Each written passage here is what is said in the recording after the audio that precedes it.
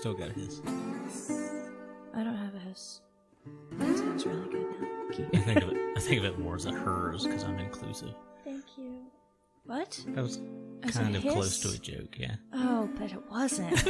It was close to a joke. Close to a joke in that, like, you know, adjacent. joke adjacent. What's up, dumb Brian? No, you don't have to be His dumb name Brian. is actually Brian. Oh, yeah, right. I forgot that. Remember, you're But you don't David, have to I'm be dumb Mary, Brian. he's Brian, and that's still just Hannah. That's just a character on the Christine. Steakcast. It's a podcast within a podcast. Do you want me to stop? No, Within I'm just a giving you my podcast. undivided attention. That was nowhere near 30 seconds. I got bored. What's up, pedantic Brian? That's not pedantic. Precise Brian. He prefers What's up, precise Brian? Brian. Specific Brian. You can just call me Precise. Precise Brian was my father's name. That was just me getting my head around it in real time. So. Yeah. Wait. It's an unpleasant image. Sorry. No, you didn't. She made it unpleasant. You made it weird. No, that's already a podcast. Oh, you made it unpleasant. It's a terrible podcast name. But that's the podcast we're doing, is Pod Pod Cvlt Cast. You made it unpleasant. Hello, and welcome to the Pod Pod Cvlt Cast, where we talk about life, love, learning, and libido, and share our journey through polyamory and kink. I'm Hannah. I'm Chasten. I'm Brian. You're not Brian, you're Eric. I'm Eric. That's your good pal Max here. So let me just set the scene this morning. Brian, being very precise, has pointed out specific things. It's what it do. Okay, before we start though, Yeah. but before we start, Yeah. I just want to say, have fun out there, guys. Oh, Leave it all on the floor. Give 110%. There is no I in team. Thank you, specific iPod. Brian. I would also like to point out that at 4 minutes and 20 seconds or so in, you said, okay, before we start. I would like to point out my middle finger. Yeah, it's right there. I see it. Good. Oh my god, guys. This is a podcast where we talk about love and relationships, sex and kink, and polyam issues, and whatever else comes up. While we talk about those things, we'll probably also touch on stuff like abuse and violence and mental health challenges. These can be difficult topics, so keep that in mind moving ahead. This is the first episode, and today we're going to talk about Max's experience and journey through polyamory. Hi. Hi. Ready? So ready. Okay. So the more I think about it, I think that probably in a lot of ways where I came from with it is probably very, very typical. Mm-hmm. My first experiences with any kind of non-monogamous relationship were in my early 20s. I was dating a young woman for a couple years, and our first thing was a really spontaneous, really drunken, like soft swap with friends, which I think is probably the door opener for a lot of people, especially in their 20s. How do you define soft swap? I mean, it was just making out and heavy petting and stuff with another couple. In the same room? Yes. Okay. That was the same room. And it was really a door opener. We had a couple more of those kinds of experiences. And at the same time, a couple that was in my friend group, that same people that I'd been hanging out mostly with since high school, were really open about talking about swinging, talking about going to hotel parties, and that kind of stuff. And it was well known in that friend group that the male part of this couple, that his move was to invite you over for drinks and then like initiate a truth or dare game. And it was, kind of a joke amongst the friends. Like, did you get the invite yet? So once this young woman and I had these door opening experiences, when like we did get the invite, it was like, all right, I got the call up. I'm going to the bigs, So we had experiences with that couple, and it was all fun. And not that it matters. I think those were also mostly soft swap. And these are all purely sexual experiences, not relationship experiences. No, this is just friends. I mean, I wouldn't have defined it this way at the time. And it took you and I, Chasten, years to like start defining these things as swinging, Yeah. because swinging can have a weird connotation. Yes. But it was just swinging. Like, it was just fooling around. Is it me, or does swinging make anybody else think of hot tubs and gold-veined mirrors? Like, every time. And chains. And Do chains. you mean Chains the around the neck. alternate Yeah. 1985 Little bit of chest hair. and the second Back to the Future movie? Yes, actually. That is swinging.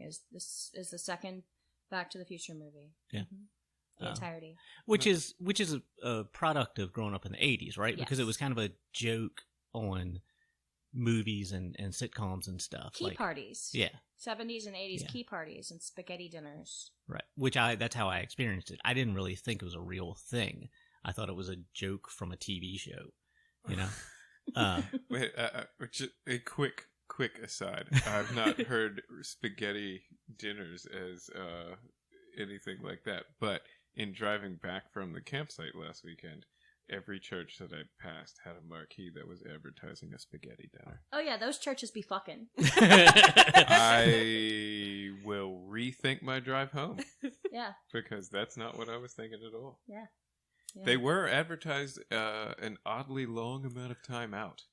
One of them was not happening until mid-September. So you can get your wax. Yep. You get down to your fight and weight. Yep. Yeah. All right, sorry about that. So, hey, Max, you were saying. Yeah, and at the same time, a more relationship-y thing, we had a downstairs neighbor, this young woman and I, had a downstairs neighbor who we started calling our girlfriend, you know, hanging out all the time, but that was 99% cute and 1% sexy, you know? So, she was a girlfriend to both of you? Yeah. Yeah. Was it a unicorny situation, or do you feel like it was more equal than that? Was this person as equally into both of you? No, they were, the two women were closer. I was sort of an appendage for the most part, I think. Yeah, you are. Yeah. That was an exposure to some of the stuff that we would experience later, like You and I. casual, well, all of us, I think, like casual nudity around other people, like not necessarily sexy nudity, just like hanging out naked, you know, like we are right now. Bathing. Yeah, right. Naked podcast. So that relationship lasted as long as it lasted. You know, after that, I had a period that today might be called, in a different mindset, might be called like solo poly, because I had a string of short kind of overlapping flings. But at the time, it was just dating around. And if, like, we can talk about that. We can talk about whether what people do in their 20s is solo poly as it is often described, or whether it's just dating around. Yeah, I've always heard dating around, or just dating, or then it's serial monogamy. But Right. there's a lot of overlap, so I don't think it's one after the other if it's overlapping. Right. I mean, yeah, I think a lot of the experiences that I would have later with Tinder dating would be with women who would not self-describe as polyamorous or non-monogamous or whatever, but they were having multiple casual relationships at the same time while still calling themselves monogamous, which is a strange thing to me, but I guess it doesn't really matter. That was pretty much it as far as non-monogamous relationships for me until much later with you and I, Chasten. And you should probably talk about that when you kind of tell your story, because you're better at details and chronology and stuff than I am. I start to get stuff kind of mixed around because of all the booze. You know, so then once you and I had Chasten, you and I had experiences with swinging stuff, and then we had the talks and read the books and did the open dating. Well, to remind you, I think Tinder came out in 2010 or Yeah. 2011. It was 2012 when you and I checked out Tinder. And prior to that, you and I had a closed relationship. So we started dating in what, 2003, Max? Yes, 2003. Okay. So it was 9 years later that we actually opened up our relationship. And that came about very casually. It was, oh, I think I want to have coffee with this person just by myself. How do we feel about that? And we did it. It was a while after that we actually read the books and started doing things right. Until then, we were just sort of throwing ourselves out there haphazardly and having lots of arguments. And there was a lot of upheaval involved because we wanted to have the casual, sexy times and also the datey feelings and the new relationship energy. Right. So yeah, then we read the book. So after 2012, I would say it was probably maybe 2014 when we started making great strides towards not fucking it up all the time. Yeah, that sounds right. I'll go along with that. So my experience past us, really, air quotes, opening up, was a lot of, like I just mentioned, through Tinder or whatever, dating women who didn't call themselves non-monogamous, and that being uncomfortable and weird and difficult, and them deciding after a third date, like, I don't want to do this, this isn't cool. Was their first question always, how does this work? Yeah, pretty much. I guess where I'm at today is probably what I should talk about. Yeah, I would talk about that.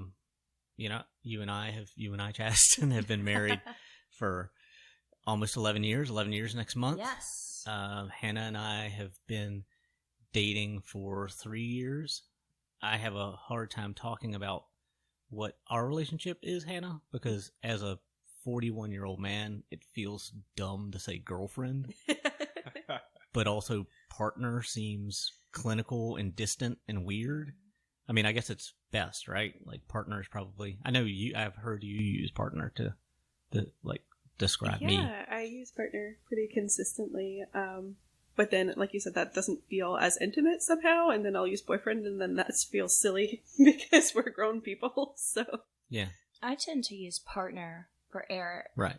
And if other people are talking about Eric and I, they'll use boyfriend, girlfriend terminology. I won't correct them, but I also won't mirror that because I think it is silly, because we're adults. We don't need labels. Yeah. We just have love. We don't. And fucking. I mean, we need labels in relation to other people, right? 'Cause yes. You gotta call somebody something. It helps other people relate to you. Right. Partner is just a label that has caused more confusion with people because they assume that always means a same-sex partner. Yes. So then I have to explain more things than I originally would have. So. With me, they always assume it means that we're in a legal practice together. That's funny. Yes. My partner in business and in life. I mean, really, we are all partners in business and in life. And in Christ. And in Christ. Well, so, I think the use of partner has really bloomed in the last couple of years. It is definitely appropriative of queer culture, but partner is just really a better way of describing somebody that you're with that is non-gendered and doesn't assume a level of relationship. It just indicates a connection. A connection, yeah. Or I have a relationship with this person versus capital R relationship. And in theory, it should denote a partnership, like a working together. And because my experience has been that polyamory takes a lot of work, so much work, and you have to have partnership within that to make it work. Solo poly is a true thing, but I'm not in a solo poly situation, and I feel like it takes a lot of effort for all of us, before of us as a pod, our individual relationships with one another. Yeah, I and the rest of where I'm at today, I've also been seeing another woman casually for 6 months or something. Oh, wow, has it been that long? Yeah, it was February when we first met. Whoa. In a conversation we had last night, I was reminded of an anecdote that I hadn't thought about in years. But before I started dating that young woman that I had the swinging experiences with, I had a really terrible roommate. On 3, 4, whatever occasions, he would go hang out at this redneck bar and bring a woman home to our sad, gross little apartment. And every time this woman went up to go to the bathroom or get another drink or was in any way mildly distracted, he would come over to me and try to hey man, let's double up, you and me. Let's. Eiffel Tower it. Yeah. And I'm no, man, that's not my scene. I'm not really about that. But that is your scene, and he you would are always, about that. Well, yeah, I mean, I was a weird, awkward 20-year-old or whatever, and he would always go man, if it's because you got a little dick, don't worry about it. It's cool. And I'm like, Dave, it's just not no, it's just not my scene. It's not about my dick, man. I like that he was concerned about your security and your manhood.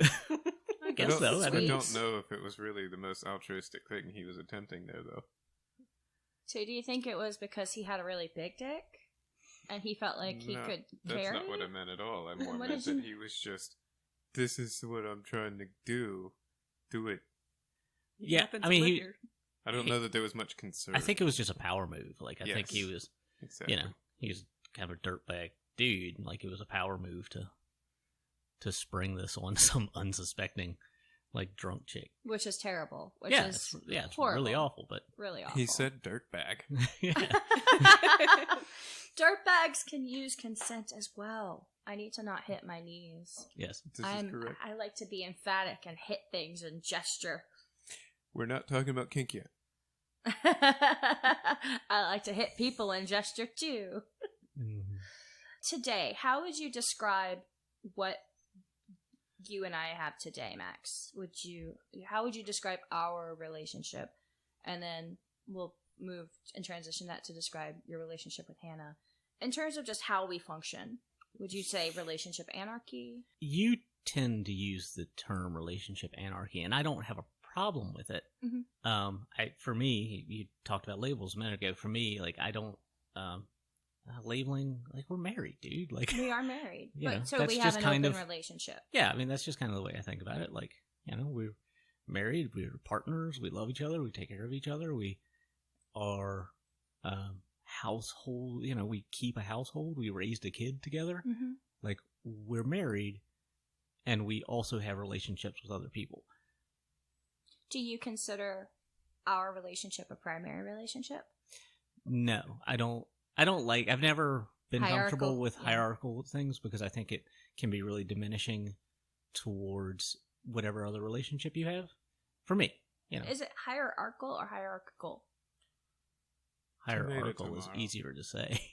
But I know, if you have two people who have a nesting partner who are also dating each other, like that, those kinds of terms can be really useful Mhm. for other people. For me, I don't like it, but that's just for me. Well, and I think at this time in the situation, you have two people that you are now domestically involved with.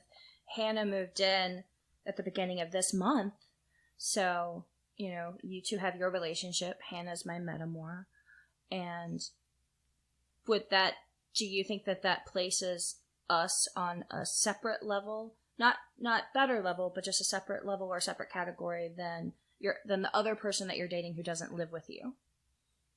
Oh, well, yes, automatically, but also that's just a different relationship, Gotcha. Gotcha. So how would you describe your relationship with Hannah? Well, now, like you said, we are domestic partners now. Like, we all are kind of pulling this boat in the same direction.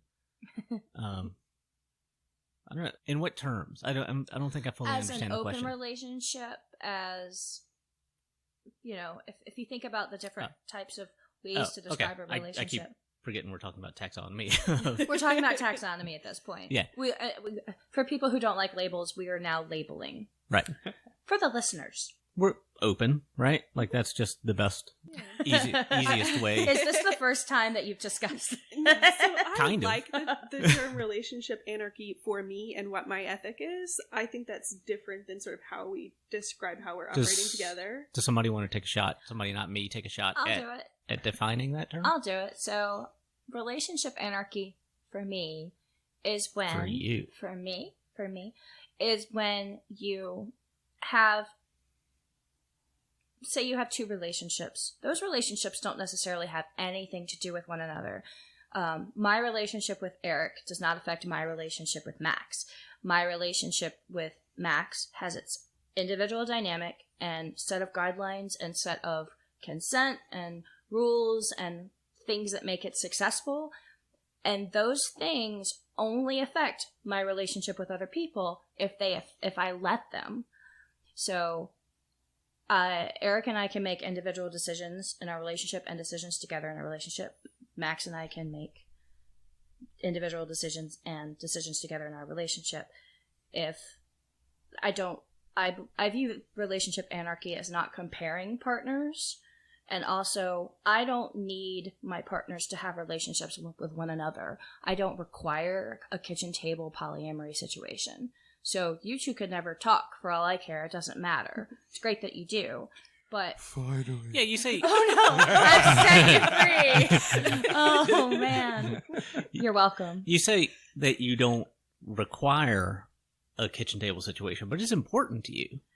It is important. It's been to me. a goal of yours for a long time. It has been, but my goals have really changed over the years, and it's shifted more towards if that dynamic happens organically, I'm not going to push it. Max, you and I have been in situations where we've tried to have the kitchen table poly situation where we're all friends and we all spend time together. But I didn't necessarily like people, or they didn't like me, or you didn't like my people. So I don't think you should hang out with people you don't want to hang out with. Oh, absolutely. You can be respectful of somebody's other partner without having to be their best friend. And it's fortunate Hannah and I dated, so Hannah and I have an existing relationship, and Hannah and I are great friends now, and now we're roommates. Yay! But your relationship with Hannah, Max, doesn't affect me unless I don't need to know what's going on in your relationship. Ultimately, then why do you ask so many goddamn questions? I'm a questioner. I am curious about the world. But ultimately, body and the changes that is going through. Yeah, you have menstruation, hair in weird places. So let's talk about the menstrual you have cup. Feelings that you can't explain. About my menstrual cup. I don't feel like if I have questions about your relationship, I feel like I should go to Max and say, Max, this is my feeling and these are the questions I have. And then you, Max, get to decide whether you consent to give me that information and share that with me about your relationship. Otherwise, I don't think that I am owed any kind of relationship information about you two. It's just that. So relationship anarchy for me is just, there aren't rules about what relationships mean, but consent is really key. But the person who gets to consent is the person who's the sort of the hub of those relationships. If you want to know something about Eric, you could ask him directly, or you could ask me. I don't know that I'm making myself clear. I don't know that I'm actually defining relationship anarchy. We could just Google this. Google relationship anarchy, and hit us up on Twitter at Pod Pod Cvlt Cast. That's cult with a V. And and somehow do it a week ago so that we can bring it up now. No, not right now. But just let us know what you think relationship anarchy means, or share your favorite definition of relationship anarchy. So just hashtag relationship anarchy and add us on Twitter, or slide into our DMs.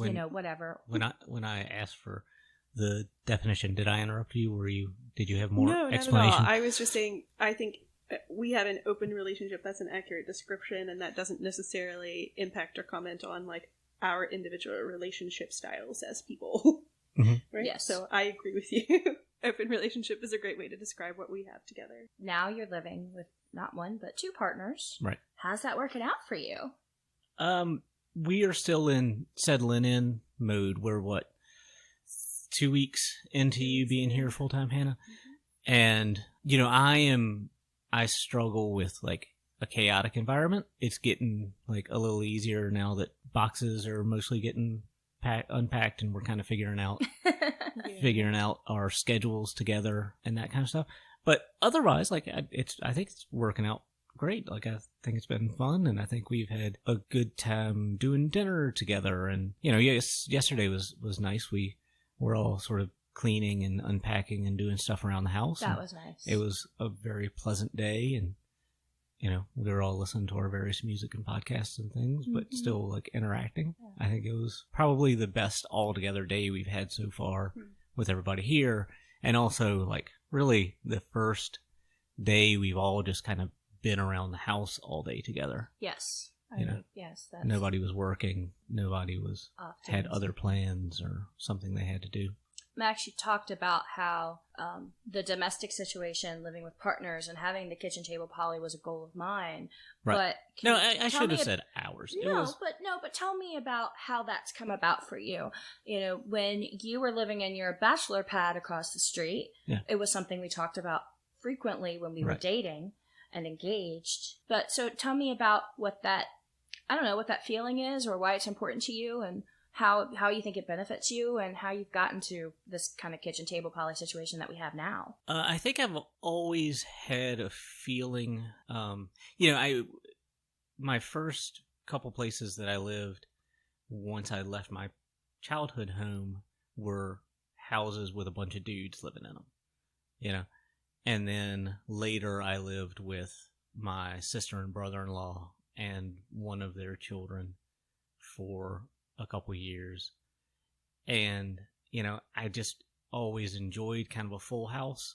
You know, it's nice. As much as I have unusual me and alone time needs, unusual meaning unusually large me and alone time needs. Like I also really like people just being around, you know? The energy. Yeah, you know, it's just nice knowing that even if I'm sitting in the lawnmower in the garage watching baseball on TV, that, like, you know, somebody's sitting in the kitchen, or if I'm in here playing a video game, somebody can, you know, be laying there reading or whatever. It's just nice having other people around, and it's practical to have the help. And in this economy, You know, yeah, not to be kind of crass about it, but, you know, it is a big financial help to be, what did we decide the term was at this point? Not dinks, but thrinks. We're thrinks. 3 income, no kids. 3 income, no kids. Now that our son has moved into his first place. I know. The baby is gone. So, Eric. Yes. Hello. Hi. So the 3 of us now live together, and that doesn't affect you in any way, shape, or form, other than that when you come over here, usually there are more people around. But how is our living situation? Has there been any effect for you and I? Is it just kind of neutral for you? I mean, it's neutral in the sense that I don't live here. So, no. I mean, usually whenever I'm here, Hannah's also been here as well. So it's not really any different to me. Yeah. Yeah. And you like living by yourself?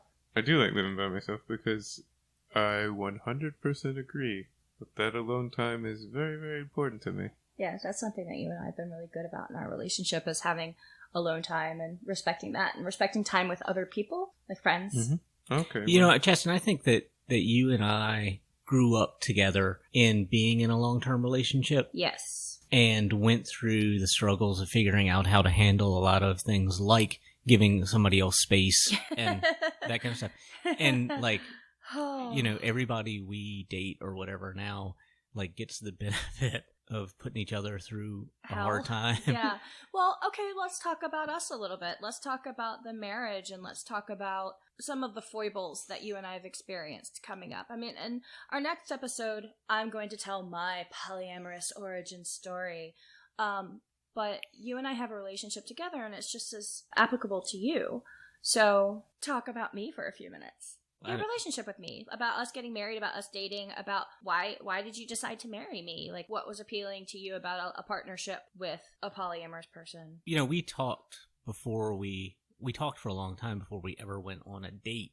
Yes. And, you know, so we came into it. I rejected you several times before we went on a date. We came into it knowing that there were ethics around sex and love that we shared, and that sex isn't necessarily love, and love doesn't really have anything to do with sex, and that we, you know, had an openness to a less traditional relationship. So that's, you know, what pertains to that part of the discussion. Mm-hmm. But, you know, we got married because we love each other and, like, have a good time together, and yeah, we do generally work well together. Like, we fuck up, but, you know, we fuck up. We're really good on a project. Yeah. If you have a dream, I go, okay, here's how we're going to execute that dream. I'm not. Which can sometimes be problematic because I'm often, a control freak. Well, no, because often here's the thing I want to do is just because I think it's funny, and I'm like, okay, here are all the things that I've made spreadsheets and checklists and websites. It's not a serious thing that I want to do. It's, isn't this a funny, stupid idea? And then all of a sudden, like, we have a website. I like how you preface things when you tell me about them now. When you have a dream or an idea, you go, this is not a thing I'm actually going to do. Right. This is so just don't get excited. Right. Yeah.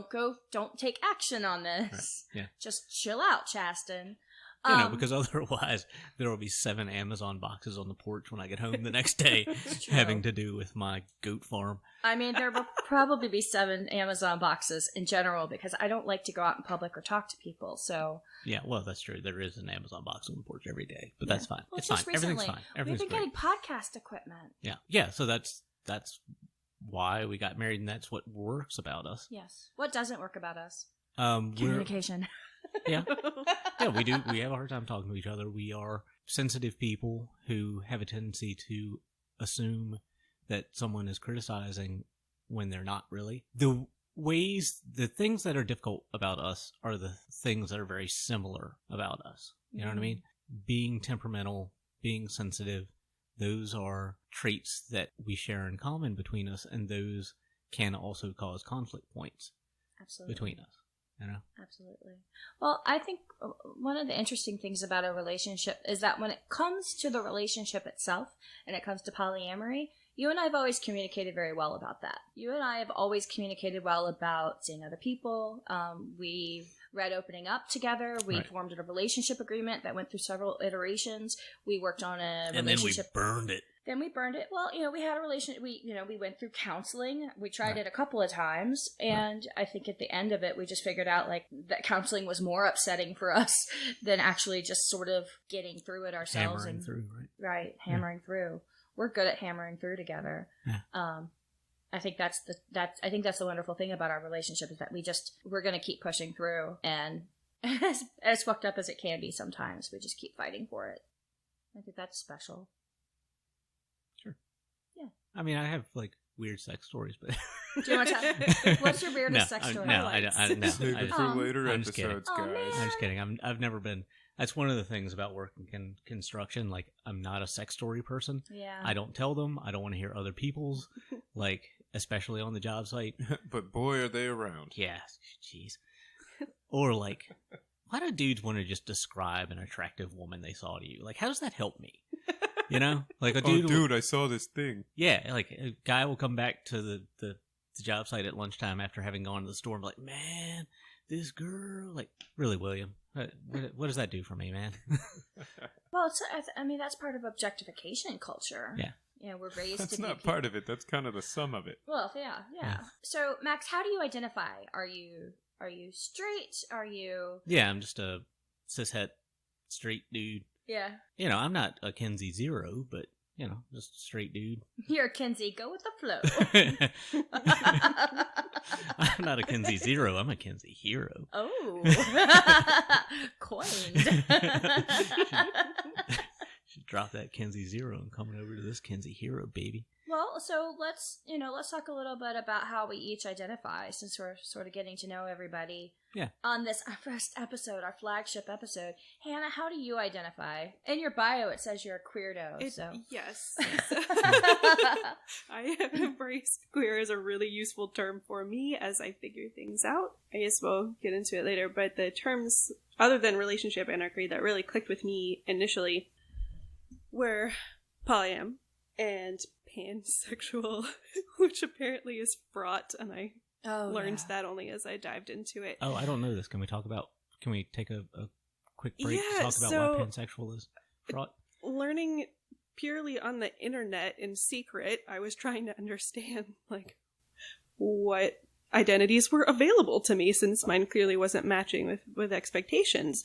And I encountered pansexual as a term that meant, as opposed to bi, which was, I'm attracted to people of the same gender and other genders, which is still pretty inclusive, right? It's not just binary. Pansexual was presented to me as a term that meant I'm attracted to people without regard for gender. It just doesn't factor in. And that really rang true for me. And then I started to encounter, mostly lesbian elders who would say this is really disrespectful, or bi elders who would say this is really disrespectful because but they're probably you're trying to make a special millennial identity for yourself that already falls under the bi umbrella, and this is bi erasure, because you feel you need to call yourself pan. Bi was never supposed to be binary. And I hear that, and I respect that, and I understand why somebody might feel upset. That just the evolution of language, though? Well, and that's exactly how, I felt about it, and I think many people feel about it. It's never intended to remove somebody else's identity, but I don't know.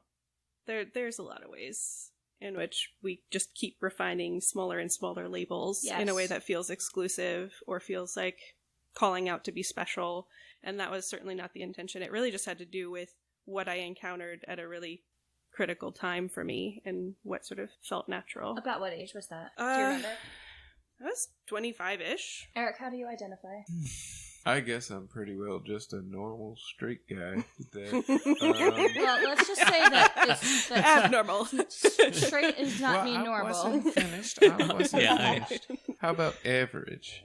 Not normal. That is also not so normal and accepts everybody else for whatever their thing is, because it's their thing. That should be normal. We should all just accept normal. people's thing for their thing. Right.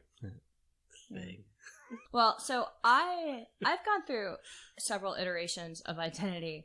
Hannah, I'm very much in the same camp as you. Like I was a closeted bisexual in my teens, and then I learned about pansexuality, and I was like, oh, pansexual feels right because I'm not attracted to a specific gender. But as I've grown and had more dating experiences and sort of honored my own consent more, I found that I am primarily a big old lesbian.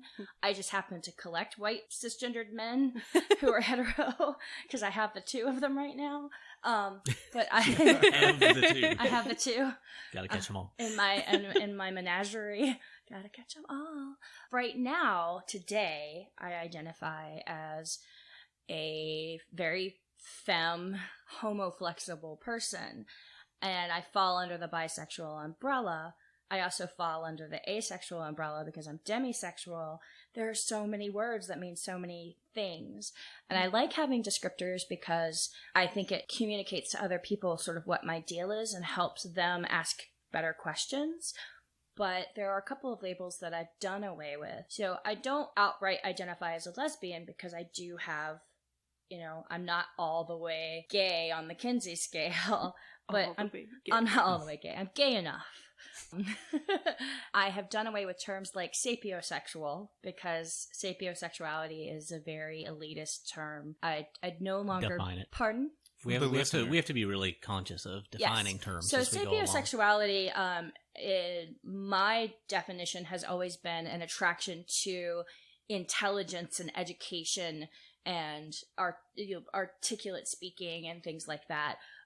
It's basically attraction to intelligence. Right. And intelligence is such a broad term and such a spectrum. And when we talk about spectrums, it doesn't mean that there's not intelligent and intelligent. It means that there's artistically intelligent, and there are people who are good at managing tasks, and there are people who are really good at building things, and there are people who are good at reading and speaking. And there are so many different ways to express intelligence.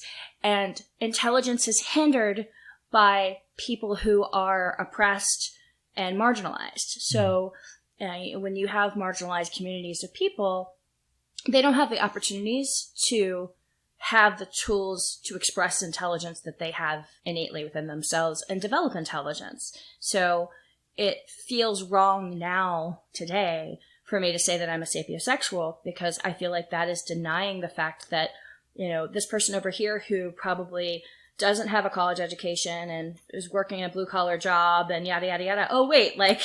Why are you gesturing towards me? Hannah's the one of us with a degree here. No, all of you. Hannah's the one of us with a degree, and the rest of us don't have degrees. But we're, we do fine. We do fine. We do okay. So it just feels really exclusionary and elitist. And sapiosexuality comes from a place of privilege. And that's not a place that I want to be in anymore. Well, on a quick little aside to that, most instances in which I see the term used are Tinder profiles in which I think they're just trying to use that word to ward off people that they would assume are not intelligent. I think we could spend an hour talking about... Yeah, that could be a whole episode. Yeah, talking about things in Tinder bios that are amusing or cliche. I think we should definitely have a annoying. Tinder episode. All right, Holding fish. We can just spend it swiping. So I identify as homoflexible, and we're all white, we're all cisgendered, and Hannah and I are queer. I use queer when I'm talking about it generally, but I use homoflexible when I'm trying to go like, okay, I love the ladies, but I also like dick. My friend Richard, this is how I find out. Yeah, I'm sorry, both of you. Just want to let you know that Dick and I have a very promising future together, and I'm having Dick's love child. So all right, that took a turn. I'm sorry. I don't care for that. Should we go back to menstrual cups? I just want to make sure that I'm really icking everybody out here in the room. Didn't Johnny Rogers win the '88 menstrual cup? Yeah. I don't know. There's nothing there. That's nothing. I think the menstrual cup as a race is hilarious. I think it should be like a golfing cup, like the Masters. The LPGA, come on. No. We are not going to call the lady golfing the menstrual cup. So, just did. As part of our disclaimer, we talked about the fact that some uncomfortable topics or topics that are not usual and definitely not safe for underage people might come up. Was referring mostly to menstrual cups. Mostly to menstrual cups, but we have a lot of adult themes on this show. But we should also say that we are not experts in relationships. I personally have a lot of training in how to help people become better at relationships because I'm a coach. And that's it. And that's it. That's the, but we do have expertise in terms of how we communicate and from our life experience. But we're going to make mistakes. So if we ever say something that sounds wrong or sounds uncomfortable for you and you want to give us some feedback, you can always reach out to us at our website, which is podpodcvltcast.com. That's cult with a V. We're going to fuck up, but we're going to try really hard not to fuck up. I just say adult themes. Okay, we'll put it in. Enough. They're adult themes. We say fuck. Everybody say fuck. Fuck. So, Max, anything else? No, I realized that it seemed like a long story, but it's not. It's just, it's very short. I mean, a lot of that 10 years of that history, well, not 10 years, but 4 years of that history, my history, is our history. And I didn't want to talk about that twice, and I want you to talk about it, like I said before. That's fair. Because you're smarter and have a better memory. I wouldn't say that at all, but you're better at storytelling, so I think we kind of, cancel each other out. And real good looking. You are really handsome. This is audio an attractive format, room. that is irrelevant. This isn't. No! I'll allow it. Oh, I'm glad that you get to take those calls. Next episode, we're going to talk about me. I'm going to talk about myself. But in future episodes, we're going to talk about topics that just pertain to polyamory. We're going to talk about what we do, what we don't do, why we do it, why we don't do it, what we see that's good, what we see that's not working out for other people or for ourselves. We're going to try not to talk about Google Calendar because that's typical as fuck. You just did. I said it the one time. I promise I won't say it again. No, I'm going to say it a lot. Oh, Google Calendar. Yeah. Let's all say Google Calendar. Google Calendar. I don't like this bit. Well, I do, so fuck off.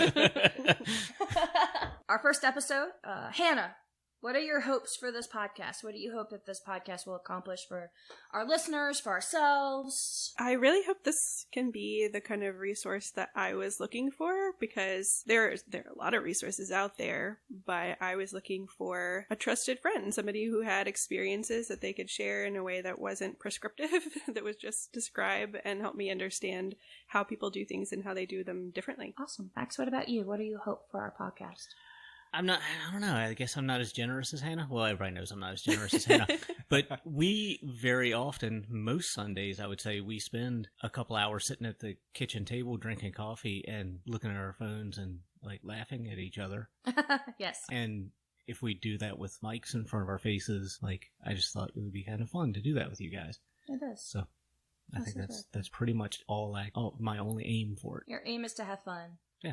Hannah's That's effort. why I live, baby. Oh, you're so fun. I'm just fucking out there, dude. What about you, Eric? I'd have to say that it's kind of a combination of both of those answers, in the sense that if we are already doing it around the table drinking some coffee and just talking some shit, and that shit can be talked in a way that is documented and helpful to others, then sure, why not? Yeah, I have to agree. I think that coming up in polyamory on this journey or what have you, that I have not found a lot of resources about the just day-to-day stuff. It's always, here's how you have an argument. Here's how you don't have an argument.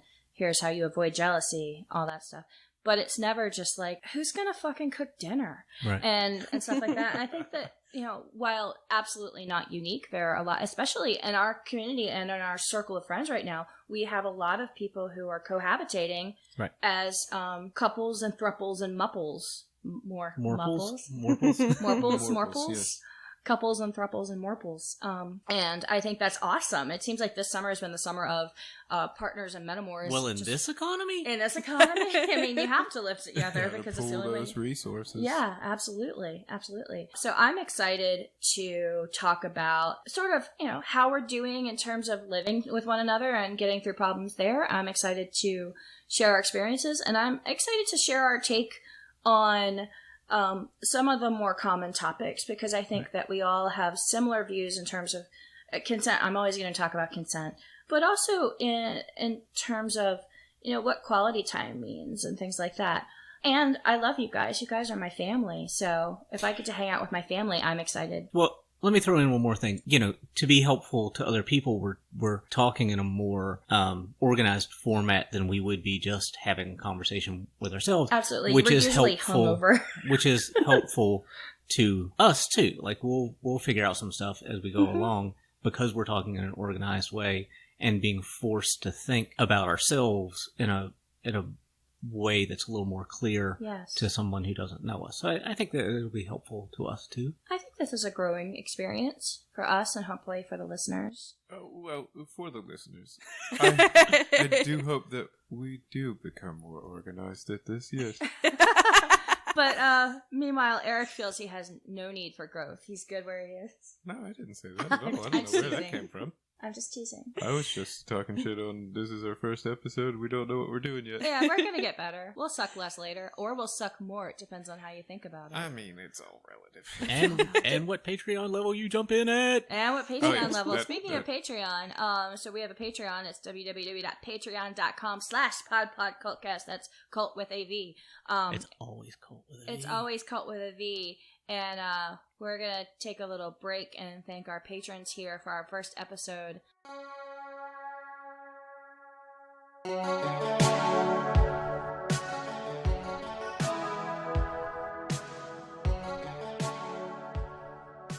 If you're enjoying the Pod Pod Cvlt Cast, you can thank our Patreon subscribers, Jenny and Sydney.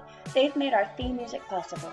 To thank them, we'll be sending them some sweet Pod Pod swag and give them access to exclusive content. If you'd like to be awesome like Jenny and Sydney, head over to www.patreon.com/Pod Pod Cvlt Cast. That's cult with a V, and choose your subscription level. Each level comes with its own fun perks. Thank you so much, Jenny and Sydney.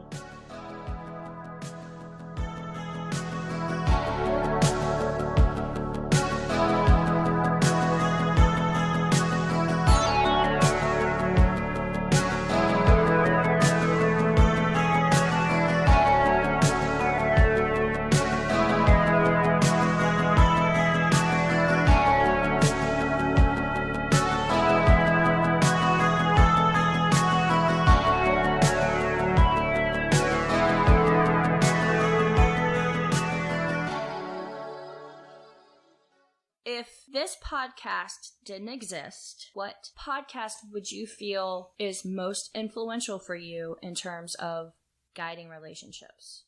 What podcast have you listened to out there in the world that has given you the best advice to go like, hey, here's how you can do this and not fuck it up? I'm going to take I'm not going to answer your question. I'm going to answer a different question. That's fine. Not as far as advice goes, but the Suicide Buddies podcast, it's two dudes talking about mental health issues and talking about depression and talking about suicide. It's a really great podcast, but their friendship and the way that they talk to each other is really different from the way that I grew up experiencing friendship between two dudes. Yeah. So it's a really good model for me for like how you can be like caring towards your dude friends, and that is a relationship.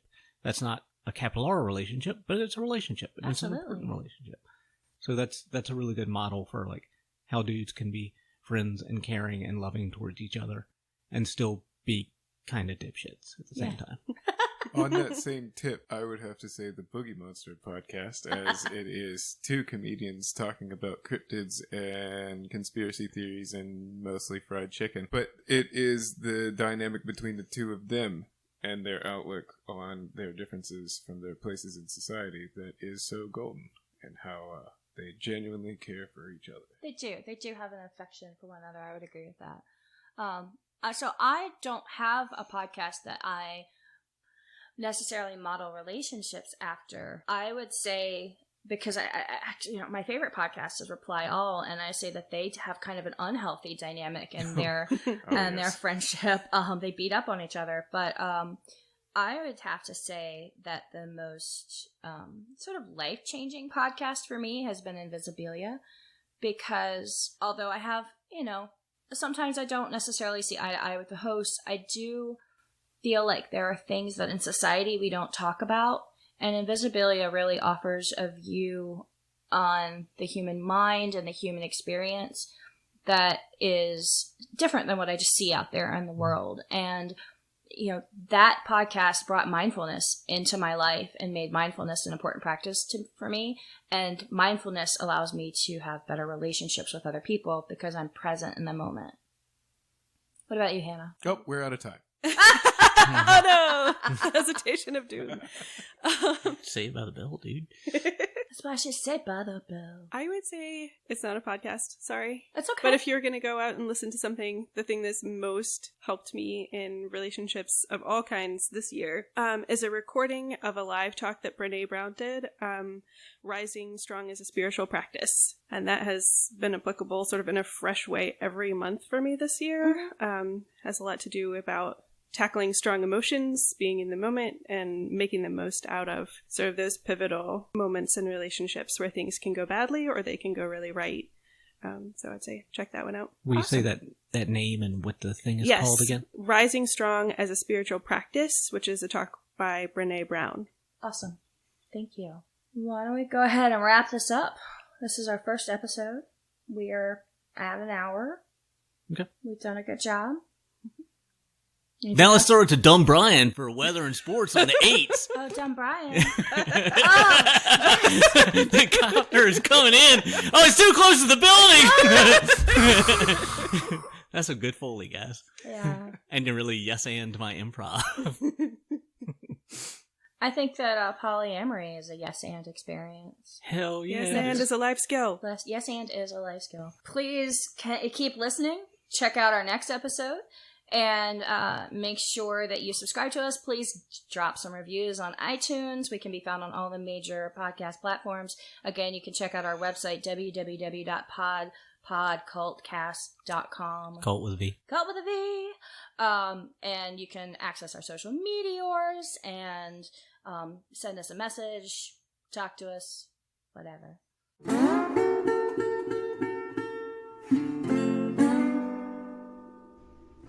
You've just heard the Pod Pod Cvlt Cast with your hosts, Max, Chasten, Hannah, and Eric. Our theme song is Spencer Blues by Logo Loco. Our break music is by Gobberino. Subscribe to our podcast on iTunes, Stitcher, Google Play, or your favorite podcast destination. Thanks for listening.